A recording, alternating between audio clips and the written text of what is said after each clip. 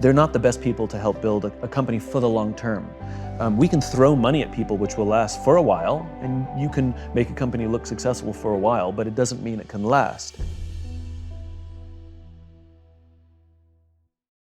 We are players in multiple infinite games every day of our lives. There's no such thing as being the winner in your marriage, there's no such thing as winning global politics, and there's definitely no such thing as winning business. Business is an infinite game. And yet, when we listen to the language of too many leaders, they talk about being number one, being the best, and beating their competition. Based on what? There's no agreed upon objectives, there's no agreed upon timeframes. And so what ends up happening is you have people building organizations and leading with a finite mindset, playing to win, in a game where there's no such thing as winning. And when we play with a finite mindset in an infinite game, there's a few very predictable and consistent outcomes, amongst which include the decline of trust, the decline of cooperation, the decline of innovation, all of which contribute to the eventual demise of the organization itself. And so what I wrote about is what it means to lead with an infinite mindset, because we teach leadership as if it were a finite game. People start business with the goal of winning or being number one, and that's a problem because that's impossible. People who are willing to give their blood, sweat, and tears make for better, more profitable companies. People who are only there for their own selfish needs and would be willing to jump ship as soon as they get a better offer, they're not the best people to help build a company for the long term. We can throw money at people which will last for a while, and you can make a company look successful for a while, but it doesn't mean it can last. We can't judge a ship by how well the crew performs in calm waters. We judge a ship by how well the crew performs in rough waters. And the problem is in good times, we don't use all that extra money to take care of the people. We use it to distribute, and then when hard times come, sometimes there's not enough padding, and the culture hasn't been fostered over that time. But that is the irony, which is when we lead with an infinite mindset, and the leaders that do lead with an infinite mindset have disproportionately more successful companies, more innovative companies, more profitable companies, all of which are strong enough to last for a very, very, very long time. And not because they just have the financial wealth to weather storms, but the company continues to grow and innovate and reinvent itself so that it's relevant in the face of new technology and changing tastes and politics in the world.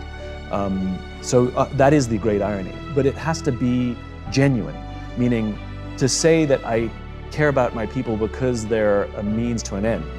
It's like we only like you because you help us make money, makes us not only feel used, but that we're a mechanism for somebody else's success. Where when we say we care about our people and money is the mechanism by which we can take care of people, the more money we make, the more we can take care of our people and serve our customers.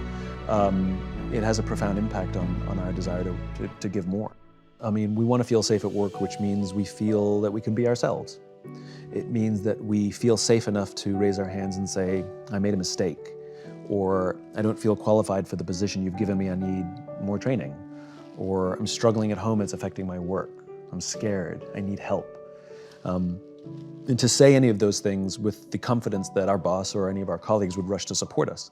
Because if we don't create those psychologically and sometimes physically safe spaces, but those psychological safe spaces, what we end up is with a group of people who come to work every day lying, hiding, and faking. They're hiding mistakes.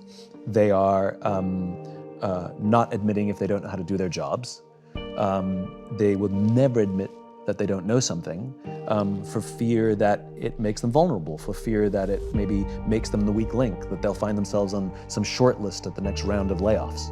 The problem is how do you run a successful organization that's supposed to sustain over the long term, thrive over the long term, if people are literally hiding things that go wrong, not admitting that they don't know how to do their jobs, and never admitting they need help? That doesn't last. That doesn't last. And the problem is when someone leads with a finite mindset, where they attempt to incentivize performance, and by the way, you can't incentivize performance, you can only incentivize behavior, then bad things eventually happen. When we play simply with a finite mindset, we actually do long-term damage to our own system that's supposed to benefit all of us. And I find that upsetting. We've seen the rise of Friedman's thinking, rather. And like I said, his theories dominate business today. And we feel it. Not only have we had those stock market crashes, but anybody who goes to work today, there's a general feeling of unease, especially if you work for a company that embraces annual or even quarterly layoffs to meet arbitrary projections.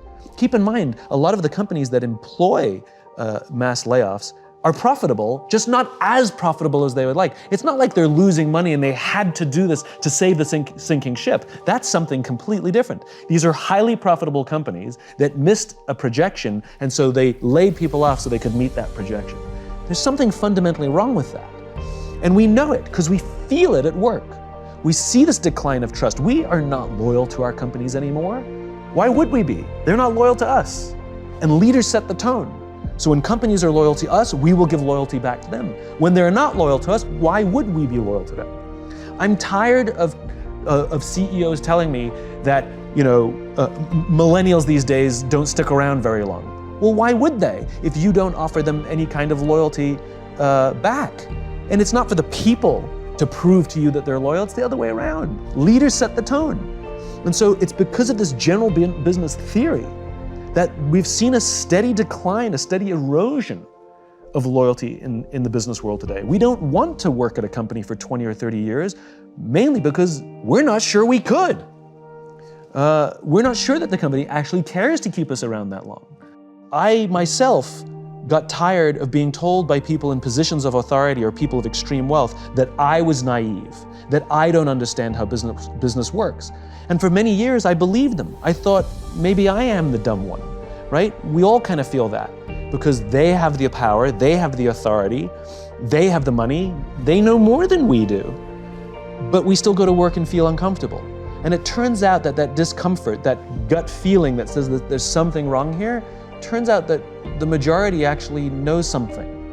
And to me, this is a world is flat moment, that the people who've learned to game the system, that this discomfort that we feel, we actually are right. Like, they actually don't understand the game they're in. Business is an infinite game, and when you play with a finite mindset, lots of people suffer, including the companies that they themselves are trying to build. That's the great irony. The great irony is the way you build great companies is with an infinite mindset. The way you build great companies is by prioritizing people before profit. The way you build great companies is will before resources. Both things important, but there has to be this general leaning where we can feel, when we come to work and feel like we're part of something bigger than ourselves, where we feel that our work and our effort is worth more than simply the money we make.